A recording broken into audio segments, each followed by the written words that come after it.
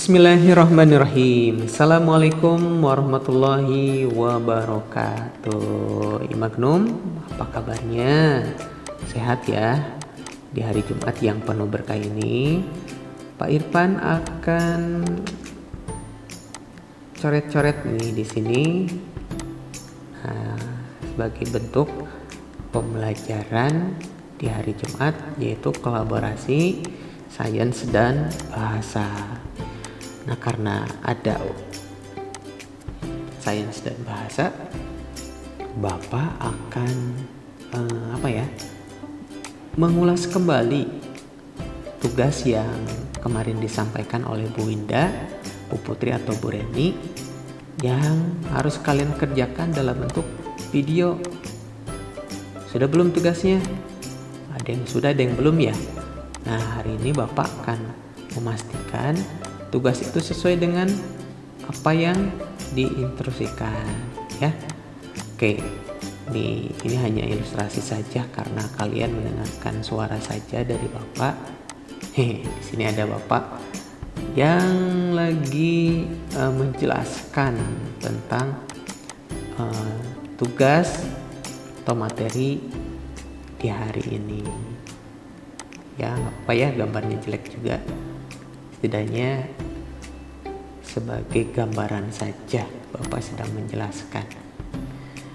Nah, apa sih Pak tugasnya kemarin hari Selasa nih? Masih ada yang bingung mungkin atau ada yang salah? Jadi kalian kan harus buat video ya. Si video tersebut yang nantinya diupload di YouTube ya. Pernah ya kalian membuat video dan diupload di YouTube masing-masing? Kalau belum berarti silahkan buat akunnya atau sampaikan nanti linknya ketika sudah selesai diupload ya. Nah, tapi yang paling penting adalah unsur di dalam video ini harus ada 2 bagian. Ya, harus ada 2 bagian karena laporan ke Bapak atau Bu Reni atau ke guru bahasa yang lainnya ternyata masih ada yang berbeda isi videonya. Nah, Bapak akan sampaikan di sini video itu di dalamnya yang pertama harus ada cerita fiksi. Ya. Jadi harus ada unsur cerita yang bisa jadi bentuknya puppet, bentuknya animasi atau kalian yang menceritakan atau adegan bebas di sini. Yang kita harapkan di sini karena bentuk ceritanya fiksi, ya silakan hasil dari cerita yang sudah di-ACC oleh guru bahasa kalian. Nah, di sini Bapak akan lebih banyak menjelaskan tentang yang kedua, di mana di sini harus ada penjelasan tentang gaya ini. Penjelasannya ya, Bapak ulangi. Di sini adalah penjelasannya. Jadi bukan hanya salah satu unsur gaya saja yang dicerita fiksi ya, tetapi ada penjelasan juga tentang gayanya. Nah, aduh Pak, gimana nih durasinya? Nah, sudah disampaikan sebelumnya. Kalau untuk cerita fiksi sih kurang lebih 3 menit ya. Ini bisa kurang bisa lebih, bebas. Tapi karena ini cerita biasanya lebih lama ya. Atau mungkin yang gaya yang lebih lama ya, itu silakan diatur saja. Tapi kalau waktunya ada 5 menit kurang lebih, di cerita fiksinya itu 3 menit, di gayanya kurang lebih 2 menit. Ya. Tentang unsur-unsur gaya yang harus kalian jelaskan. Nah, emang apalagi Pak yang harus dijelaskan di unsur gaya ini? Apakah cukup 1 gaya saja atau bagaimana? Nah, di sini Bapak akan menjelaskan kembali nih. Kenapa? Karena mungkin di antara kalian masih bingung gaya apa yang akan dimasukkan dalam cerita, atau bisa jadi hanya penjelasan gaya saja. Nah, padahal ada unsur-unsur lain ya. Oke, Bapak akan sedikit review ya di sini tentang apa yang harus kalian jelaskan di gaya tersebut. Oke, yang pertama itu harus ada hubungan gaya dan gerak.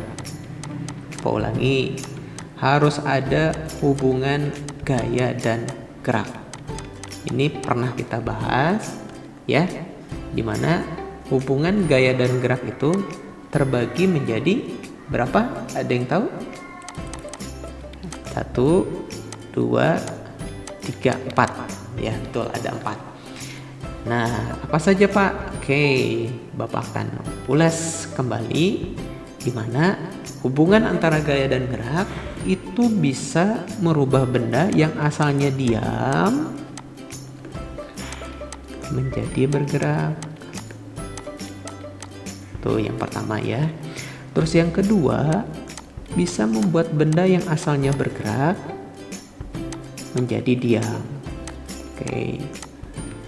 Yang ketiga, itu bisa merubah arah. Kemarin contohnya waktu kalian main bola ya, atau contoh dari video ataupun orang-orang yang lagi main bola, ketika arah bolanya ke kanan itu bisa dibelokkan ke kiri dan seterusnya. Dan yang terakhir adalah gaya bisa membuat benda merubah bentuk. Ya. Jadi ada yang merubah arah, ada yang merubah bentuk, ada yang gerak menjadi diam, ada yang diam menjadi gerak. Ini sudah kita bahas sebelumnya. Bapak hanya mengulas sedikit saja. Terus yang berikutnya adalah selain hubungan antara gaya dan gerak, yang harus kalian ketahui juga di dalam video yang harus kalian buat itu harus ada penjelasan tentang macam-macam gaya apa. Walaupun misalkan yang ada di cerita tersebut hanya satu gaya, nah kalian harus bisa menjelaskan tentang macam-macam gaya. Oh, berarti banyak dong Pak. Iya, jadi kalian jelaskan secara umum macam-macam gaya itu apa saja. Ya, jadi macam-macam gaya itu ada 2.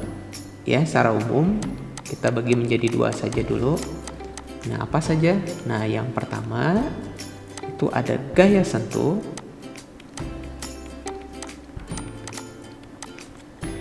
Yang kedua ada gaya tak sentuh.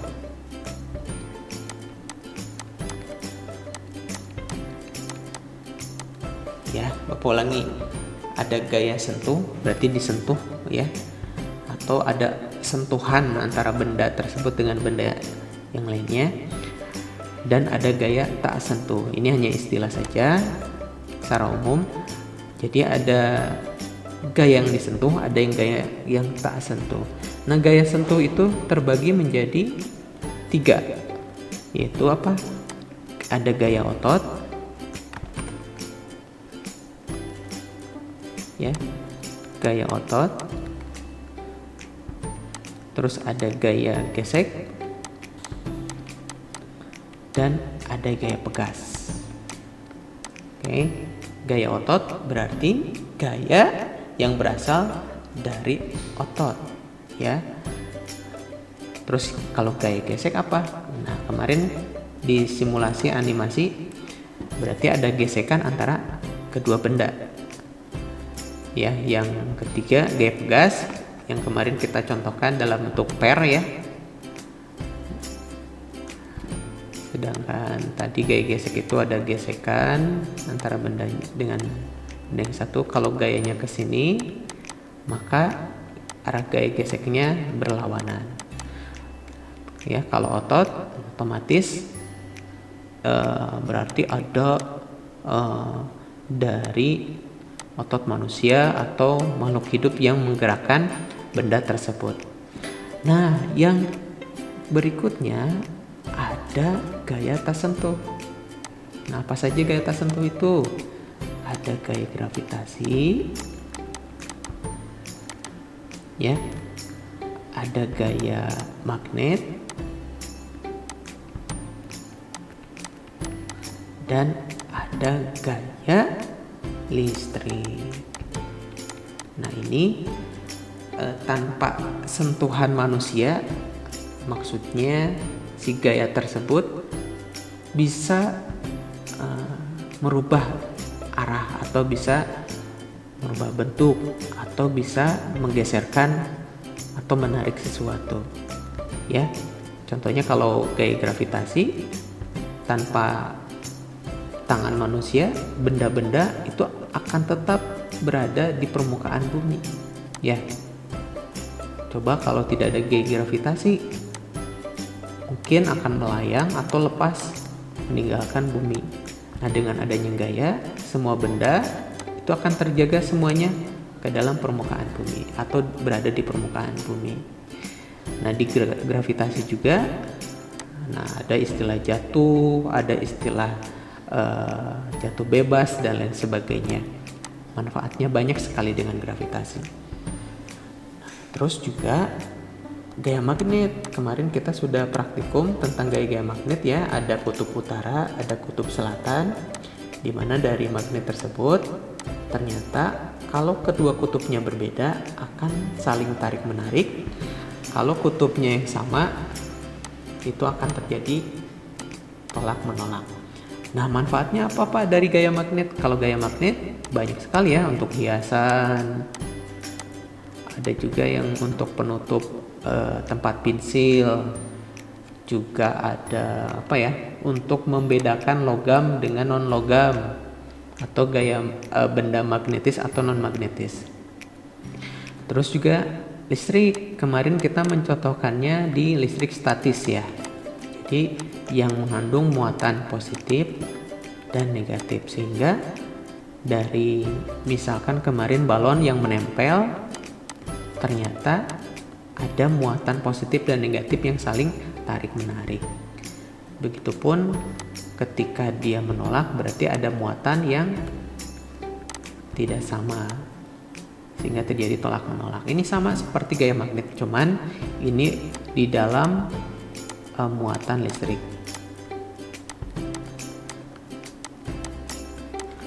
Nah, ini sudah ada di modul tentang manfaat-manfaatnya.